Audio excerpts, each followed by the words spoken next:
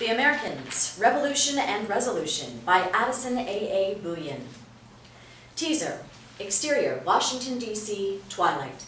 A U.S. military helicopter flies low toward the iconic Washington Monument. On the ground, just below, there are scores of military vehicles with soldiers dismounting. As the helicopter banks right across the National Mall, there are hundreds, maybe thousands of federal troops moving through the mall and the surrounding area. The helicopter approaches the great white domed Capitol. On the steps of the Capitol building, Marines are mounting machine gun turrets. As the helicopter climbs and flies over the Capitol, several large building fires rage across the District of Columbia amidst the twilight sky. And the helicopter banks left and sets course for the White House, which is completely surrounded by the Army. The capital of the United States of America is under its greatest occupation since the Civil War. Interior, Jennings' apartment, night. A reclined baby girl, about 6 months old, enthusiastically breastfeeds at her mother's teat. Her mother, Elizabeth, age 25, sits on the couch watching the television intensely. On the TV, an unseen anchor narrates the constant barrage of rioters throwing bottles and rocks, police shooting off tear gas, buildings burning, stores being looted and destroyed, firemen, fire engines and ambulances, and National Guard troops patrolling the city. So this is all it takes? To kill one man and you start a revolution. I think the revolution started years ago. Philip, age 26, stands adjacent watching the mayhem on the television. This is just the next stage. What if it reaches this neighborhood? No, the military shoot them before they cross the Potomac. Philip turns to his wife with a wry smile. Besides, maybe we should join them. Elizabeth shares his sentiment, but not his humor. Ow! She looks down at her baby girl, annoyed, Have you had enough? and she pulls her off the nipple. Because I have. As she conceals her breast, the baby starts to cry in protest. Philip? Hmm? Philip, could you take her, please? Philip turns to her, Yeah. and he takes his crying little girl. You know, I feel kind of useless. Oh no, it's just our first child. We'll figure it out. What? Elizabeth is annoyed with him now. I'm not talking about her. I'm talking about this. Oh. Well, believe me, back in the motherland, they're drunk toasting this moment with bottles of vodka. Yeah, but we're not back in the motherland, are we? We're here. Now. As the baby continues to cry, Philip looks down at her and lightly bounces her against his chest. Okay. Look, when there's something to be done, they'll call us. Don't be overzealous. I'm not overzealous. I'm focused. Philip looks at his wife. And I think it's ironic that the black people in this country are in revolt against their government. Meanwhile, those of us sent here to specifically compromise that government sit idly by. A beat. I'm hearing more zealous than focused. Elizabeth is irritated by his equanimity. She just ate. If you keep bouncing her like that, she's going to throw up all over you. He looks down at his crying child, then he stops the bouncing and turns her around, sits her on his forearm and rests her back against his chest. Now facing outward, her crying gradually starts to wane. The rioting continues on the television. Look, you know the only way to truly change the system is from the inside out. Elizabeth reluctantly agrees with her husband. I know. All this rioting, it sends a message. Yeah, but it's not really going to change anything. I know, Philip. But I believe there are ways we can help them. Ways we should be helping them. We should have had someone in this organization years ago. Do you think if you or I were there with him in Memphis yesterday, King would be dead? Philip looks her in the eyes. No, I think I'd be dead. Look, Elizabeth, our time to act will come, believe me, and besides, we've got our hands full right now. Elizabeth firmly disagrees. Having a child is just another part of the mission. Philip just stares, expressionless, at his wife. And then he realizes their baby girl has stopped crying. As he looks down at her, he notices the moving images on the television have distracted her attention. So Philip moves closer to the TV. You know, the blacks said the revolution would not be televised, but it's on the TV. They put everything on the TV here. It's amazing they can keep any secrets. Philip squats in front of the TV. Then he gently places his chin on top of his daughter's head. And from the TV, the reflective images of revolt dance across the face of his baby girl. Look, Paige, revolution. End teaser. Interior, Gabriel's kitchen, day. Gabriel sits at the table, waiting patiently. On the table sits a bulky cassette tape player/recorder. Gabriel looks down at the tape recorder for a few moments, impassively, and then he continues to wait patiently. There's a knock at the door. Gabriel gets up, and he lets in Philip.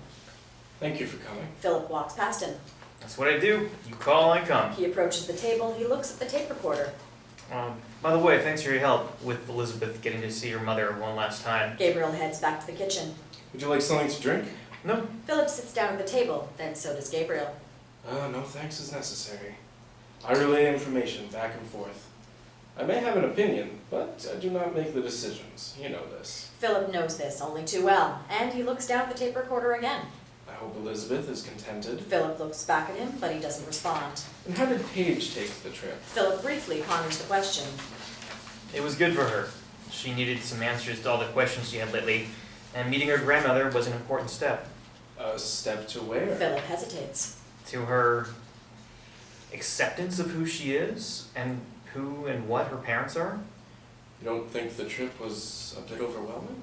Of course it was overwhelming. Everything about this is overwhelming for her. Why am I here?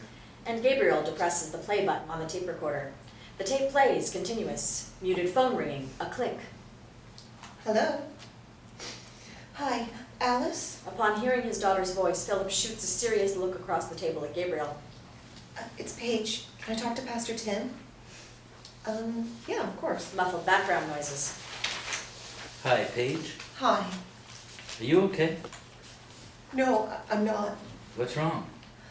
I've been having a really hard time, and I'm hurting a lot.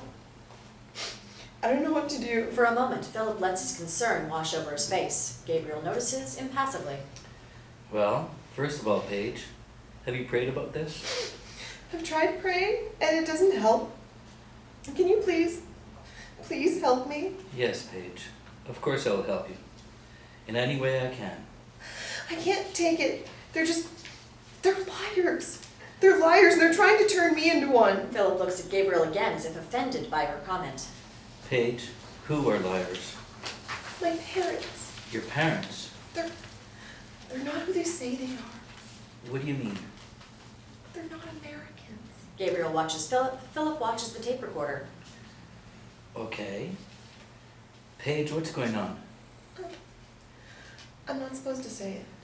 Well, I can't help you, Paige, if I don't know what it is. You can't tell anyone. Okay.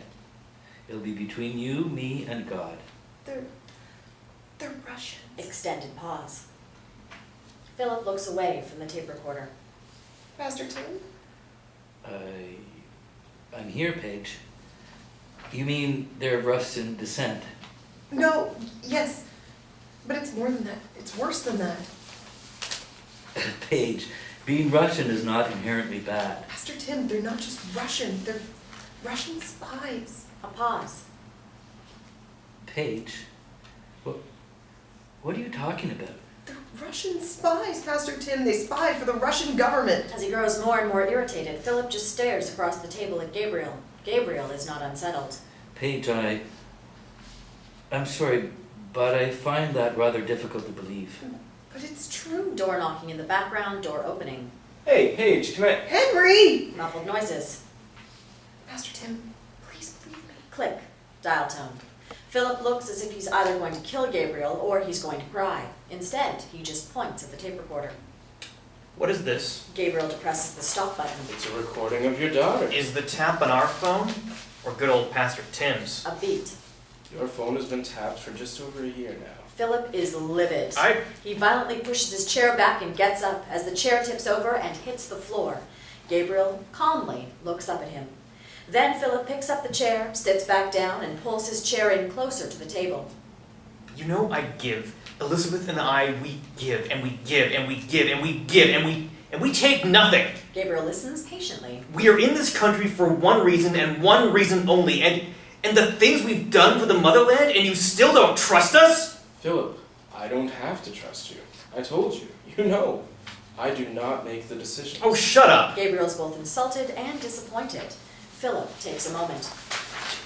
You used to be like me, a real proficient spy, better than me from what I heard. The consummate spy, our very own Russian James Bond. Gabriel has the experience and the maturity to let him vent. But now look at you, sitting in this drab kitchen, in this drab apartment, just relaying the information back and forth, and not making the decisions? Gabriel maintains his composure. Is this what I have to look forward to in my retirement? Living with a drab apartment in a foreign country, and playing Scrabble with my younger and more proficient replacement? Philip readjusts.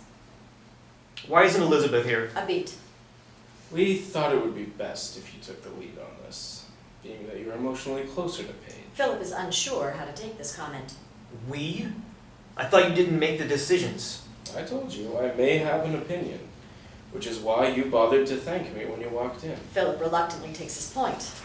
And Pastor Tim, I guess I'll... No. The center has already made arrangements to deal with Pastor Tim and his wife. How? This time, the how and the when are not your concern. The why is your concern, and that why is Paige. Fine. And Elizabeth and I will deal with our daughter ourselves. She'll be brought under control. I hope so. Philip gives him a look of contempt, and then he gets back up to leave. As he passes the table, he stops and turns back. Philip picks up the bulky tape recorder and heads for the door with it. As far as you being trusted, take solace in the fact that the center chose to inform you of Paige's betrayal, as opposed to dealing with Paige's betrayal. Philip stops in his tracks, but he doesn't turn. And then he opens the door and leaves. Exterior, Pennsylvania Avenue, Washington, D.C., day. The J. Edgar Hoover Building, FBI headquarters. Interior, FBI Counterintelligence Center, day. Agents move purposefully around the CI outer office. Martha sits at her desk, typing as usual, and a bit apprehensive as usual. Interior, the vault, day, continuous. In the secure inner office, Stan sits across from Agent Gadd. Listen, Stan, about the other day when I blew up at you about Nina and Zeninda and what's her name, you taking matters into your own hands. Stan's relaxed as he can see the apology looming on the horizon. And with the bugging incident eating still unresolved, well, I was just letting off some pent-up steam. Stan will settle for that being the apology. I understand, sir. We've all been under some tough scrutiny lately. Yes, and you were right to scrutinize. Agent Gadd still can't pronounce the damn woman's last name.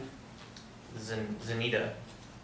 Now, I didn't like the way you went behind my back, even if the powers that be don't seem to mind. Stan allows himself a slight smile. However, you did get results, and the right results at that.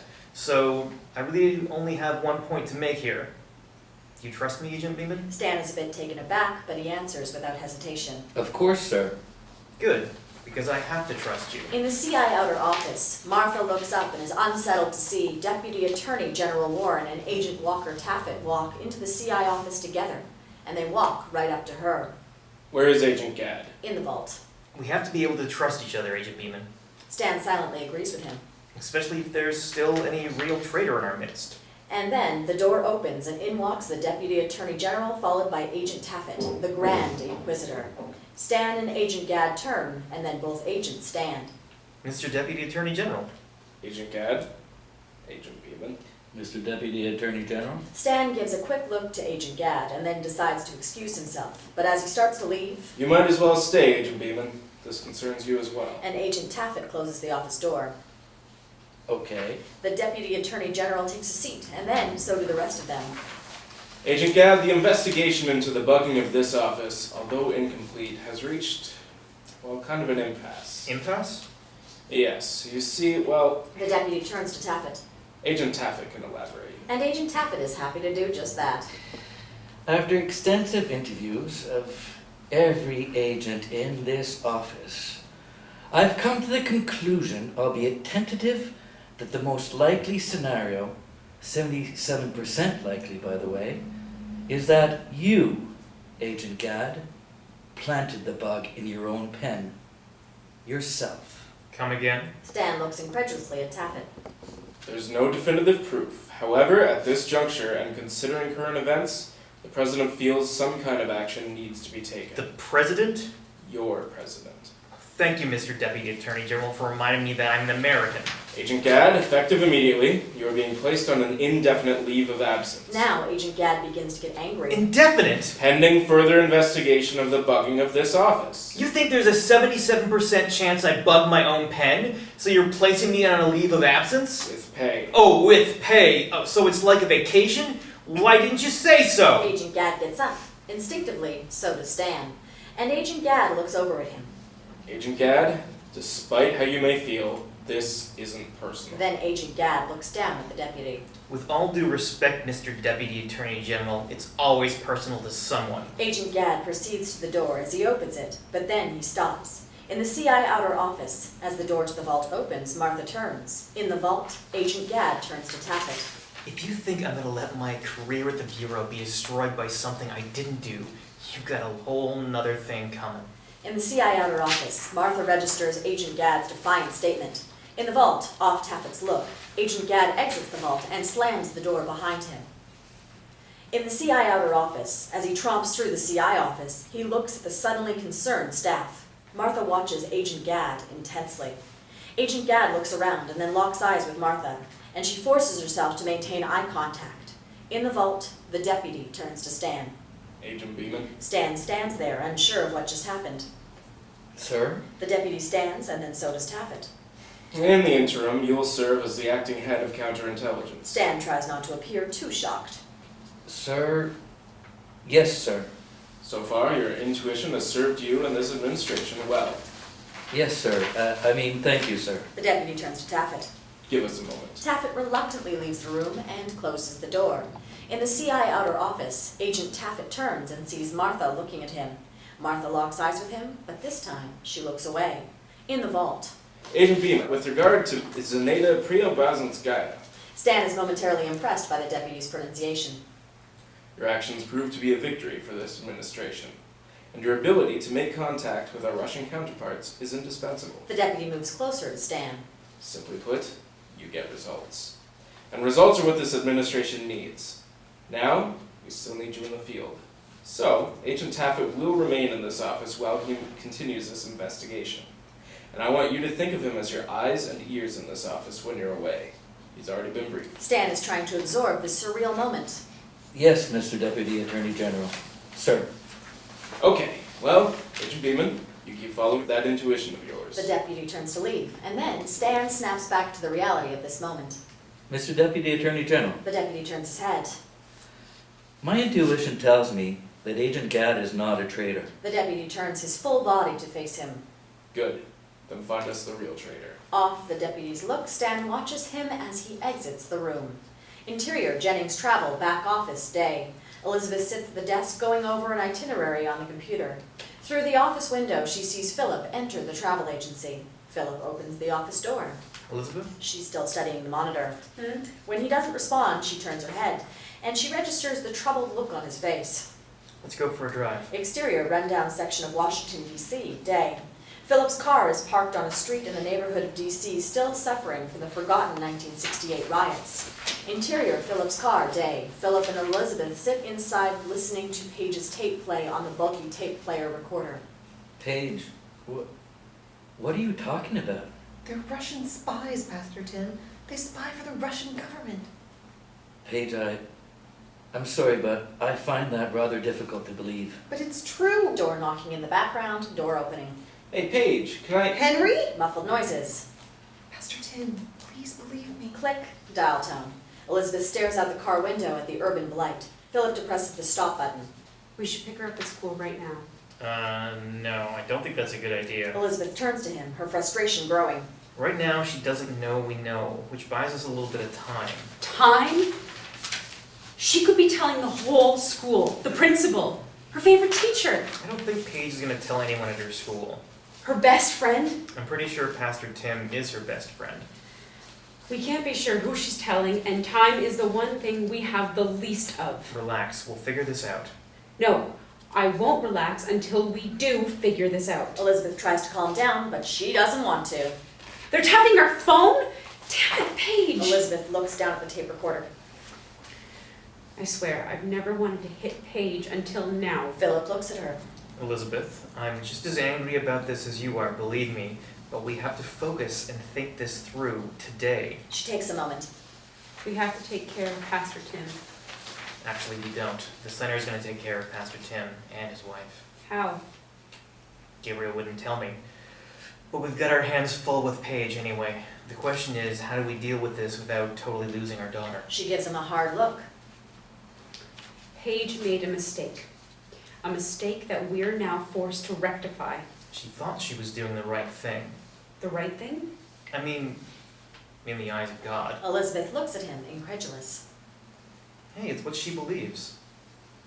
Well, the right thing is about to get 2 people killed. She's scared, Elizabeth. You heard her on the tape. Yeah, she should be. She turns away from him. Elizabeth looks out the car window at the dilapidated building, still allowed to stand after a decade and a half. Damn it, Paige.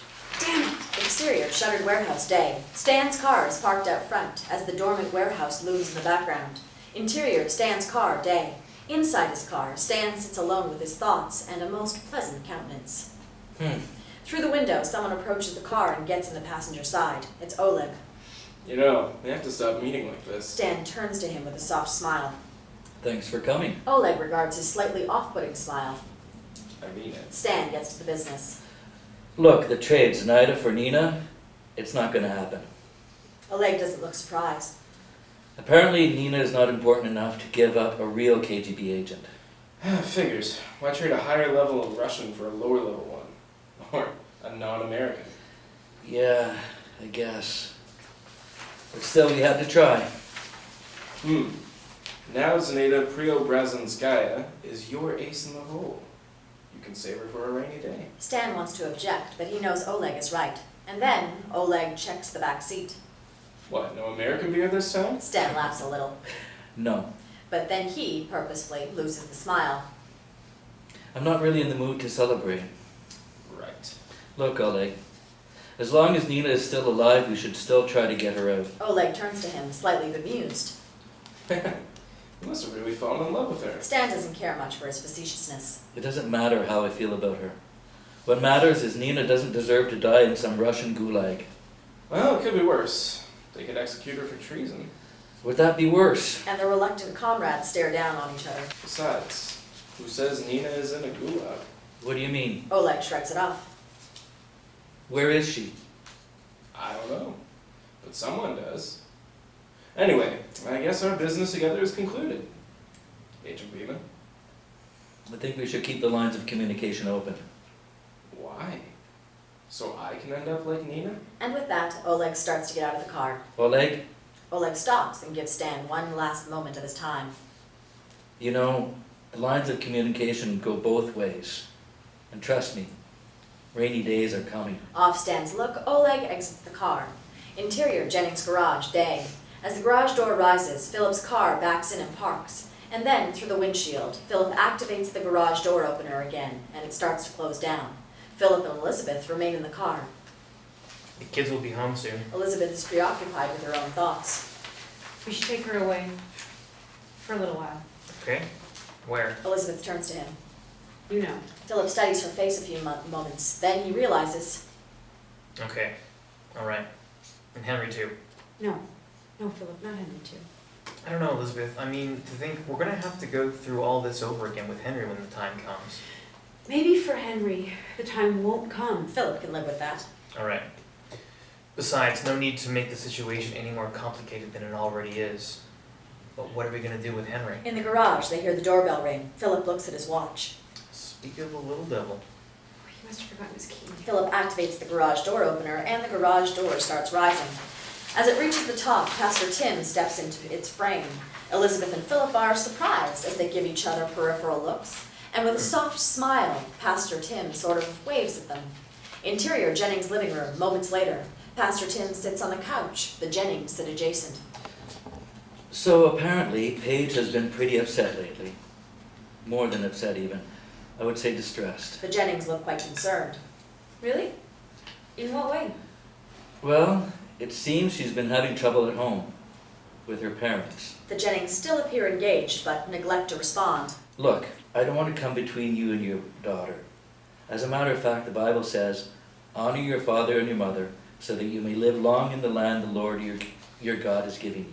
Philip seems to register this notion. Which is why I decided to come here today. I told her I would keep this between me and her and God, but Paige is suffering right now. No. Thank you for coming, Pastor Tim. This is just all catching us off guard. Yeah, me too. Paige is so upset with you both that she's saying some wild and crazy things. Like, what things? Well, for starters, she thinks you're both liars. This comment from his daughter still affects Philip.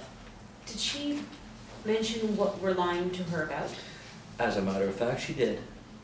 She said you guys were actually Russian or of Russian descent. Elizabeth thinks she sees an out.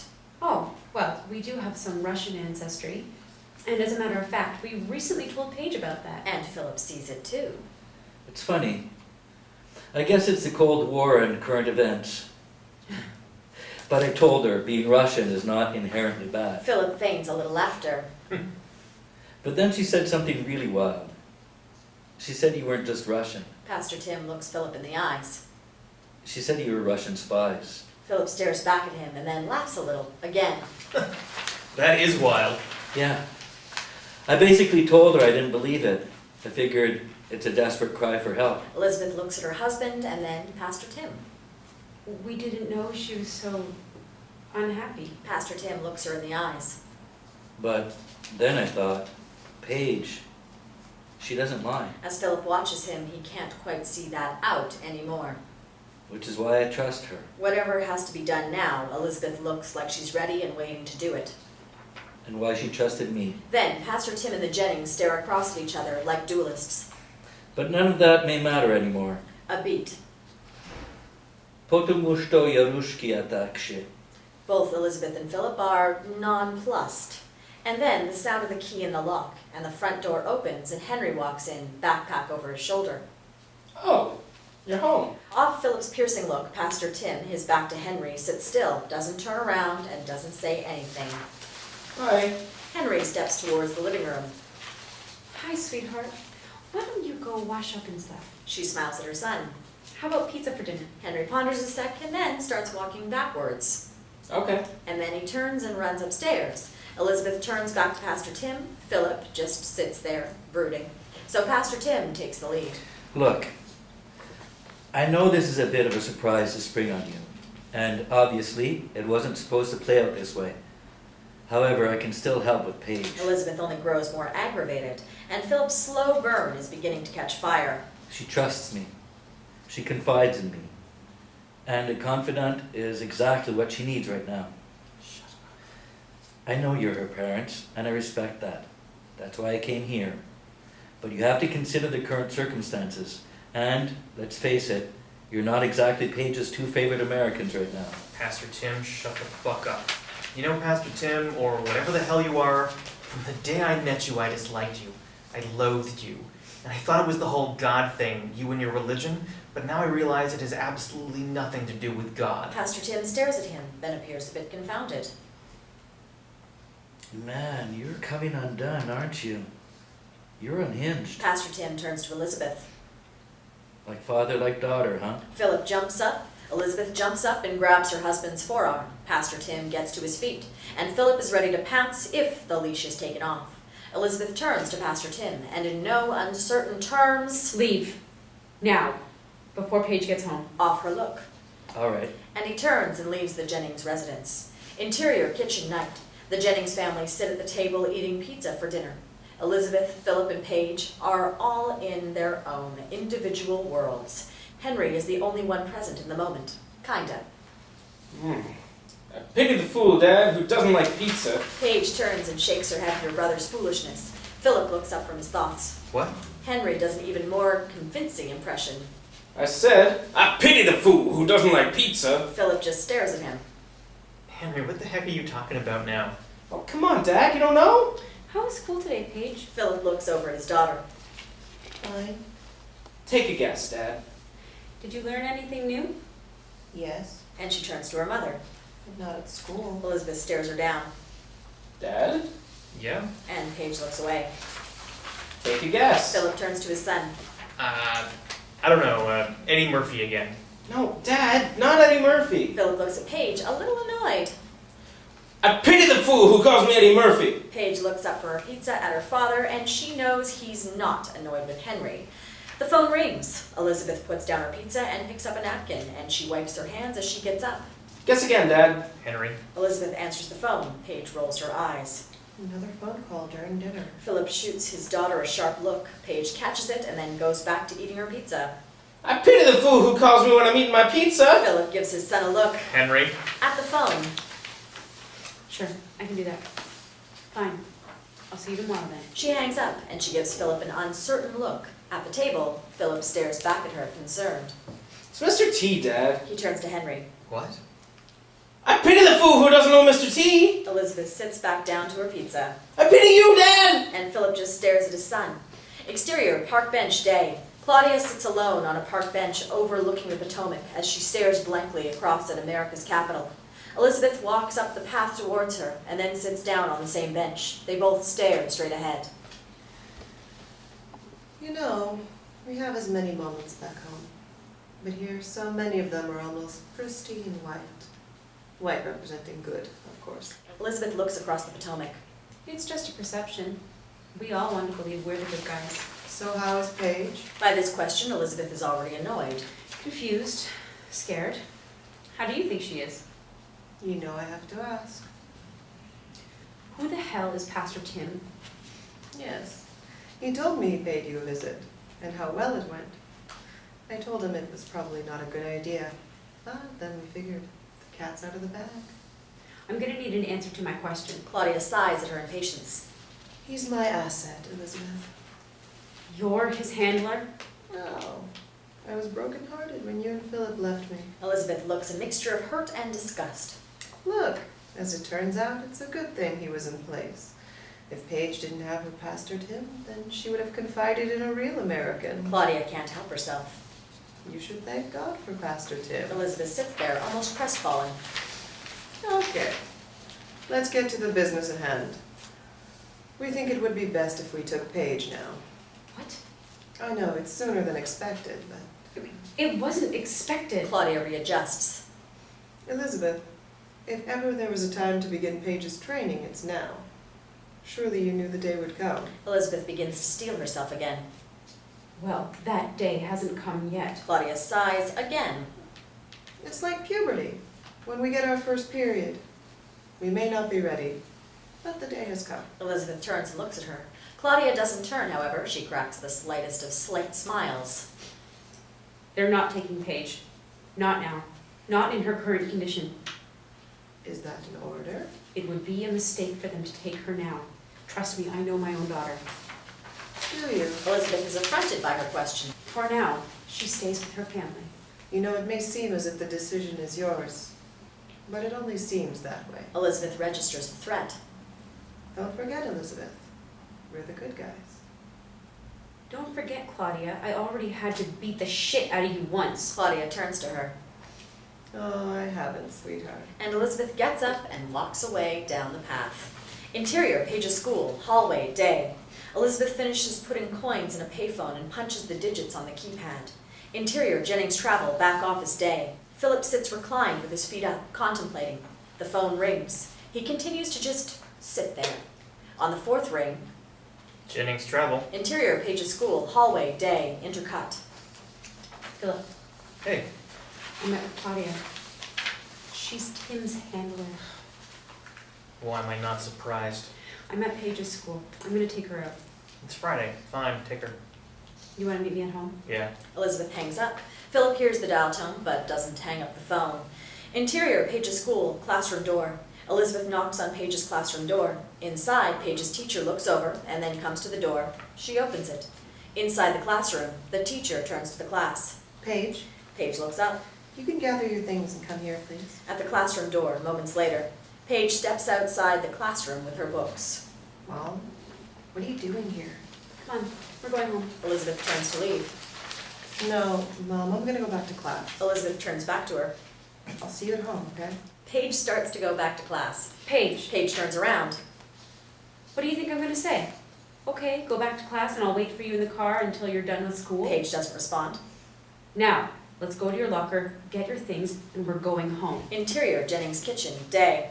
The sound of the garage door in Philip's car as Elizabeth leans with her back against the sink in deep thought. As the garage door closes, Philip enters the kitchen. Paige upstairs? Yeah, Elizabeth looks at her husband. they want to take Paige away from us. Philip steps closer to his wife. If Paige goes, I go. Interior, Paige's bedroom, moments later. Elizabeth opens her bedroom door. Laying on her bed, Paige rolls over and sits up. Mom, could you please knock first? Philip leans in the doorway as Elizabeth approaches. We had a deal. We told you you could tell no one. Paige hesitates. What are you talking about? Are you gonna lie, Paige? Paige is momentarily ashamed by her father's question. I didn't make a deal to become a liar. I told you, everyone lies. It's the reason that's important. Mother, lying is important to you. I don't ever want it to be important to me. Paige, we lied to you all these years to protect you because you are important. Philip moves into a room. We have to be able to trust you, Paige. It's the only way this works. You have to be able to trust me to lie, or you have to trust me to tell the truth. Which one is it? Paige, because... Oh, it's both, isn't it? You want me to tell you the truth, but lie to everyone else, right? Because of what we do, Paige, the lie, the secret, it's our protection. You have to understand, Paige. It is imperative that you understand. If you tell our secret, you could get someone killed. Paige registers this notion. Now ask yourself, Paige, are you willing to lie to protect that someone? What do you want me to say? That it's okay to lie? You want me to believe that being a liar is the right thing to do? You know, the Bible says the truth will set you free. Paige, now you know the truth. Do you feel free? Paige becomes flustered. You see, this is what lying does. It twists everything that is right and good and turns it into something that is wrong. Now you tell me that I have to lie to protect people. I have to lie to protect you. I have to lie to protect myself. And if I tell the truth, someone could die? Yes. Are you telling me I have to become a liar just to survive? Elizabeth doesn't answer her because she's absolutely right. Paige, part of our job is to keep you safe, to keep Henry safe, to protect our family. And in order to do that, certain measures must be taken, and taken seriously. Paige becomes disgusted. Is this the kind of life you want for me? Philip has always known the answer to this question. I can't do it. Paige? No, Mom, think about it. I have to lie so that you can trust me. You have to lie so that other people can trust you. And everyone lies. But if everyone lies, how can we trust each other? How can you trust me? How can I trust you? It doesn't make sense. You can trust that your father and I have your best interest at heart. Because... Oh, Mom. Because you are more important than the lie. A beat. No. Mom, I don't feel free. I feel like I'm in prison in my own family. It doesn't have to be that way. No, I don't think I have a choice, Mom. Do I? It's either I become a liar or else someone could die. Those are my only two choices, right? Elizabeth takes a step closer to her daughter.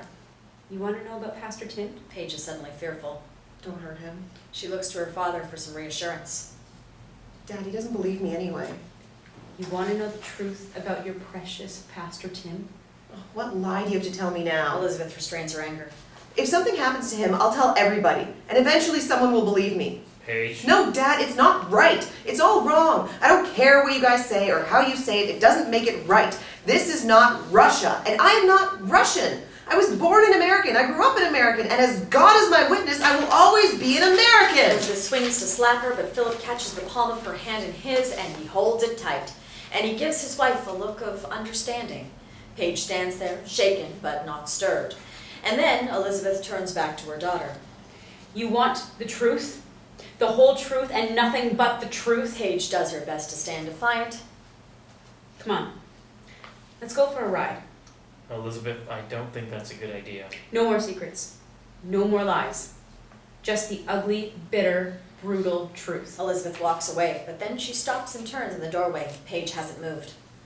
Come on. Interior, Pastor Tim's house, day. The doorbell rings, and Alice comes and looks through the peephole. As Pastor Tim enters the room, she pulls back and turns to her husband, confused.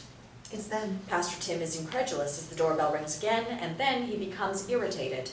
At the front door, moments later, Pastor Tim opens the door with a smile. Mr. and Mrs. Jennings. Hello, Paige.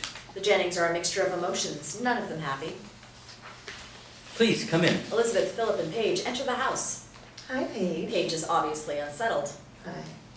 What's wrong? You can quit the act. Alice turns to her. I'm sorry. Paige wants the truth. Pastor Tim, what I told you on the phone, it was, Paige struggles with the truth as she turns to her parents. I shouldn't have said those things about my parents. Those awful things. Philip watches his daughter as she desperately tries not to tell a lie. I've been having some problems, family problems, and I just needed someone to talk to. But Me and my parents are gonna work it out. Paige, it's okay. Pastor Tim approaches her. As a matter of fact, I have a confession to make. After your phone call, I felt compelled to go to your parents and inform them of the problems you're having. And I'm sorry if I betrayed your trust, Paige, but I was worried about you. And I just didn't want you to do anything, well, stupid. Elizabeth allows her daughter to experience a few more moments of the facade. Trust in the Lord with all your heart, and do not lean on your own understanding. Yes. In all your ways acknowledge him, and he will make your path straight. Philip can't take it. Hey, And Pastor Tim looks at him. she doesn't need your God's truth, she needs yours. Mr. Jennings, God's truth will suffice. Not today, not anymore. Paige becomes suspect. Philip, you and your wife and Paige can still work this out together. You tell her now, or I swear to God I'll beat it out of you. Dad? Man, you really do need that support group, don't you? Philip reins in his anger as Elizabeth gives him a peripheral look. Pastor Tim? Pastor Tim turns back to Paige. Paige, I was watching over you, like a shepherd tends his flock. Less fiction, more fact. Paige looks at her mother and then back at her pastor. However, it was my job to do so. It was an assignment. What do you mean? I mean, I'm just like your parents. Paige stands there in disbelief. You're not Russian. I told you, Paige, being Russian doesn't make you the bad guy. Paige looks over at the pastor's wife. Alice? Paige, sweetheart, we're all on the same side. And then Paige starts to back away. No, we're not. As she looks around at all the Russians in the room. Paige, No. You're a liar too. You're all a bunch of Russian liars. vi Boże nie maleńkaja nie winaja dwoszka. I Bogdaże nie suszествует, чтобы помахван. Paige doesn't know what he said, only how he said it, and she starts to cry. Elizabeth looks from her broken daughter to Pastor Tim, and she walks right up to him and she slaps him in the face, hard. As his head has swiveled, Pastor Tim looks over at his wife. Alice is expressionless. He turns back and Elizabeth castigates him with one look. As she starts to turn away from him, Pastor Tim remembers he no longer believes in turning the other cheek, and Pastor Tim delivers a right hook to Elizabeth's jaw that sends her right to the floor. Paige is stunned. Philip charges Pastor Tim, and the two men bang up against the kitchen island. Stop! Paige is trembling with fright. Stop it! Philip and Tim wrestle themselves to the floor, where Tim delivers that same right hook to Philip's face. But Philip is too enraged to be fazed by it, and he wraps his arm around Tim's head and forces him down into a headlock. Alice grabs her purse off the kitchen island. On one knee, blood dripping from her lip, Elizabeth looks from her husband's fight to her panicked daughter. Mom! Elizabeth turns to Alice and then springs to her feet. As Alice pulls a gun from her purse, Elizabeth pounces on her before she can point it, and holding Alice's gun hand down, she drives her up against the kitchen sink. Utterly disconcerted, Paige backs into the living room, and then she turns away from the violence. On the floor, Tim is starting to succumb to Philip's combination headlock stranglehold. As the women struggle at the sink, Alice is no match for Elizabeth. The gun goes off, puncturing Alice's stomach. Paige screams and drops to her knees. Elizabeth hesitates for a moment as she looks over at Paige, her back turned and on her knees. While Alice is gasping, Elizabeth holds and raises Alice's gun hand and presses the nozzle against her chest to muffle the sound, and she shoots Alice a second time. Alice goes blank, and Elizabeth lets her body slink to the kitchen floor, dropping her own gun. And as Pastor Tim's light is finally extinguished, Philip removes his stranglehold and releases him unto his maker. Philip gets up, and he exchanges galvanized but uncertain looks with his wife. Then Elizabeth goes to the kitchen window. Outside the window, a school bus pulls up a few houses down on the opposite side of the street. In the living room, Paige is on her knees, not in prayer, in shock. Philip comes and looks down upon his traumatized daughter. Paige? He squats down behind her, and as he embraces her, she trembles. And then Philip gently rests his head against his daughter's as if she were his little baby girl all over again. Interior, Philip's car, day. Philip and Elizabeth race home with their distraught daughter in the back seat. What about Henry? She turns to the back seat. Paige, sweetheart, we're gonna go away for a little while, okay? Paige is non-responsive. We're gonna take you away from all this. Philip looks at his daughter in the rear view. Paige looks up at her mother. For Good. She can't answer affirmatively, so she doesn't answer. Stan, What? Philip turns to his wife. if Henry will be safe anywhere, it's with Stan. Interior, Jennings' home, day continuous. Philip enters from the garage. Henry! Yeah? In the garage, Elizabeth stoops down in front of her daughter. Paige? Paige is looking off to nowhere. Elizabeth touches her face and gently redirects her gaze. You have to pack your suitcase. Enough for a couple of weeks. In Henry's room. 2 weeks? But Dad! No time for discussion, Henry. From the closet, Philip pulls out Henry's suitcase. Come on, He plops it on the bed and pops it open. get packing. But why does Paige always get to go places and I don't? Henry? Henry just stands there looking up at his dad. Philip readjusts, then stoops down in front of his son. Henry, something terrible happened today. You know Paige's pastor, Pastor Tim? He died. Henry looks a little confused. And Paige is really, really upset. So your mother and I thought we'd just take her away for a little while, okay? But Pastor Tim was just here yesterday. Philip hoped he hadn't noticed, but then quickly recovers. No, Henry, that was the guy from the agency, the travel agency. Henry ponders a moment.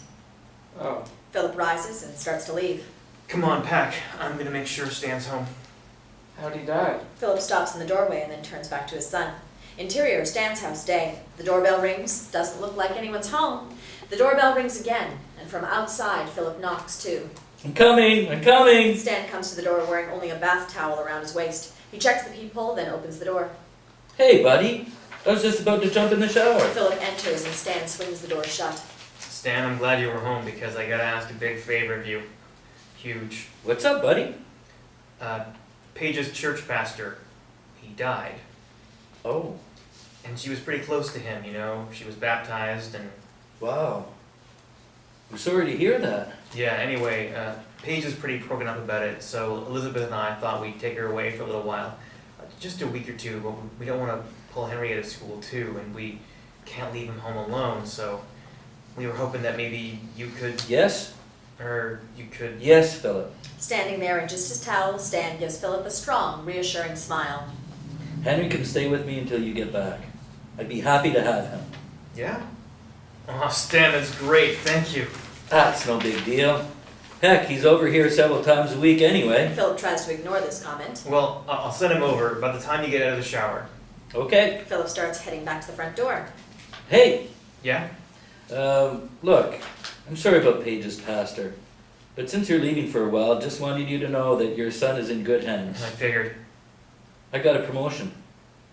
Well, it may be temporary, but I'm now the head of counterintelligence. Yeah? Yeah. Wow, that's Philip's plate is way too full right now. the best news I've heard all week. Yeah? Yeah, me too. But hey, now I'm gonna have to go out there and prove my worth to the powers that be. You know what I mean? Yeah, I do. Interior, Jennings' home, day continuous. The Jennings bedroom. Elizabeth has 2 suitcases open on the bed as she packs for both herself and her husband. In Paige's bedroom, Paige packs, but slowly. Henry's at her door, and Paige is aware of his presence. Paige? A beat. Yes. I'm sorry about Pastor Tim. Paige stops her packing and looks at him, but says nothing. Henry doesn't know what else to say, so he walks in and he hugs his sister. She doesn't hug him back, but then she cocks her head and she rests it on her brother's shoulder. Outside Paige's bedroom, Elizabeth stands in the hallway holding suitcases as she watches her 2 children. In the garage, the trunk of the car is open as Elizabeth throws in the suitcases, and she closes the trunk down but continues to lean on it as if she stops for a moment. And then she hears Philip come back in and runs up the stairs. At Henry's bedroom, Henry's suitcase is open on his bed and quite full, and he's now filling his backpack. Philip sticks his head in. You packed? Yes. Good. As he turns to leave, Henry turns around to face him. Dad? Yeah? Can I just go with you guys? Henry, look, I already told you, and besides, Henry just turns back to his backpack, annoyed. we can't pull you both out of school. Alright. Philip wants to say something soothing to his son, but in Paige's bedroom, Paige's suitcase is almost packed as she picks up her Bible from the dresser. But instead of putting it in the case, she just stares at it. At the top of the stairs, Elizabeth comes up as Philip is leaving Henry's room. Are we packed? Yeah. Okay, I'm gonna take Henry over to Stan's in a few minutes. Okay. Philip walks away before she even finishes saying, okay. At Paige's bedroom, Paige is staring down at the Bible in her hands. Paige, Paige is startled and looks up at her father. you almost ready? Paige just nods yes, and then Philip notices the Bible in her hands. What's Pastor Tim's phone number? At Henry's bedroom, Henry is sitting on his bed, sulking when his mother enters. You all packed? Yes. Elizabeth goes over and sits down next to him, putting her arm around his shoulders. Henry, What? look at me. Henry looks up at his mother. Elizabeth takes a moment to just look at her son. Promise me something. Okay. Promise me you'll go straight to school and then go straight back to Stan's house afterwards. Okay. You promise? Yes. And she just sits a while with her arm around her son. At the kitchen phone, Philip picks up the telephone. Interior, Pastor Tim's house, day. The house is silent, but deadly, as Alice lays lifeless in a puddle of her own blood. The phone starts ringing. Her husband, Pastor Tim, is sprawled out on the floor with open mouth and open eyes, but he can neither breathe nor see. And the answering machine takes the call. Back at the Jennings, Philip clenches the phone tight and lets loose. This message is for anyone and everyone who's listening. You know who this is, so listen carefully to everything I have to say. First of all, Pastor Tim isn't going to make it to church on Sunday, and neither will his wife. Instead, you guys will now have a big mess to clean up all over his house, and you better get there ASAP. That's an American acronym meaning as soon as possible. And whatever you do, you better make it look good, or else his parishioners might start getting suspicious. And don't you even think about blaming this on us. Your Pastor Tim drew first blood. We just finished it. You see, this is what happens when you don't trust your agents. You get them killed. They lose their lives. The very lives that they risk for you every day. Now, me and my family are going to go on a little vacation while you clean up this little mess you made. We're not running away or defecting. We're just taking a break from all the deception of both sides. We are not traitors. How can we be traitors when you betrayed us? And Philip slams the phone down on its hook. Inside Philip's car, Philip slams the car door shut, and he turns to Elizabeth and gives her a slight but reassuring smile. Paige looks up from the back seat. I don't want to go to Russia. Elizabeth turns to her, a little incredulous. Philip starts the car. Yeah, me neither. Elizabeth turns back to him, a little offended. Exterior, secluded cabin in the woods, twilight. Philip's car drives up an unbeaten path towards an impressive log cabin nestled among the trees and a 5-minute walk from the lake. Interior, Philip's car, twilight. Philip parks, and then the three of them sit silently. Okay, we're here. Whose cabin is this? It's ours. Ours. We've never been here before. Because we never had to. Nobody knows about this place, Paige. A beat. Did you bring me here to kill me? Elizabeth and Philip both turn around to face their daughter. Paige, we would never kill you. Paige says and does nothing. Philip turns, opens his door, and gets out. Elizabeth holds on her daughter a moment more, and then she also gets out of the car. Exterior, secluded cabin in the woods, twilight. After her mother gets out, Paige exits the car too. Philip walks a few yards away and looks out toward the lake. Elizabeth lets him be. Come on, Paige. And mother and daughter walk to the cabin. Philip looks out at the lake, expressionless as he takes in the fresh woodland air. At the cabin, Elizabeth walks up the several wooden steps, followed by Paige. As Elizabeth approaches the door, she turns to her left and walks a few paces across the deck, and she stops. She pulls out her house key and stoops down. She takes a key and pries up the wooden board in front of her. She looks in and then reaches down into the hole and retrieves a flat tin case. Elizabeth holds it out to Paige. Paige takes the tin. Open it. She replaces the board and gets up. Paige takes the lid off the tin, and Elizabeth removes the key inside and proceeds to unlock the cabin door. Interior, secluded cabin in the woods, twilight. As Elizabeth opens the door, the dark cabin interior gets a burst of light. However, Elizabeth goes to the wall directly behind the door and opens the gray panel. She flips a couple of switches, and the lights come on. The cabin is furnished and tidy with an open kitchen and stairs to an upper level. Elizabeth proceeds to check the cabin rooms and interior. Paige takes a few steps inside and surveys the surroundings. Elizabeth trots up the stairs to check the upper level. Then Paige goes back and stands in the doorway. Outside the cabin, Paige looks at her father. Philip is still standing there, looking out at the lake, and then he turns. And the father and daughter just stare at one another across the twilight woodland. Interior, secluded cabin in the woods, night. Elizabeth and Philip are alone down in the kitchen. We have to break her. Philip looks at her, indignant. Like a muscle. We have to break her down and then build her back up, stronger. She's still just a kid. Philip, I think that ship has sailed. What? Elizabeth tries to be understanding. A year ago, she may have still been a child, but now she knows too much. Paige can never go back to being just a kid. Philip is still apprehensive. It wasn't supposed to be this way. If she was 21, 19, or 17, yes, but now we're robbing her of whatever childhood she had left. Philip, you and I, we lead a particular kind of life, and Paige was born into that life. We're not robbing her of anything. We're preparing her. Preparing her to have sex with a Mark and then kill him, just like we do? Elizabeth looks at him with disdain. Are we gonna prepare Henry too? If necessary. The sound of the bedroom door opening upstairs, and Philip and Elizabeth stop. And Paige starts to come down the stairs in her pajamas, but then she stops halfway down. May I have a glass of water, please? Of course, Paige. Paige stays where she is on the steps. When Philip realizes she's not coming any further, he fetches a glass of water, and he holds it out to her. Paige takes the glass, and she stares into the water for a few moments. If you kill me, please kill me in my sleep. Philip can't help but laugh a little cynically as he walks back into the kitchen. Paige, we'll see you in the morning. Paige turns and takes her glass of water back to bed. Elizabeth looks at her husband. Our daughter is afraid of us, and rightfully so. And we'll take that fear and make her fearless. Philip is completely skeptical. Look, if we don't do this, if we don't do something, they're gonna insist on taking her. Oh, I got a sneaking suspicion they're gonna try and take her anyway. Then this way we get to keep her. She moves closer to her husband. We get to hold on to our daughter a little while longer. Maybe until she's 21. He looks at his wife in her eyes. I think we've lost her. Oh, stop being so damn defeatist! Philip looks back at her sternly. Philip, these next couple of weeks we spend with her are crucial. We can't afford to be indecisive, or doubtful, or weak. Upbeat. Don't forget why we're here, Philip. And then Philip seems to acquiesce. Right, of course. How could I forget, Elizabeth? Having a child is just another part of the mission. What? How could you say that? Philip looks at her, a little incredulous. I didn't. You did. Elizabeth doesn't know what he's talking about.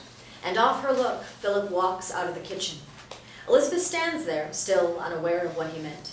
But then, maybe, she starts to recall. End of show.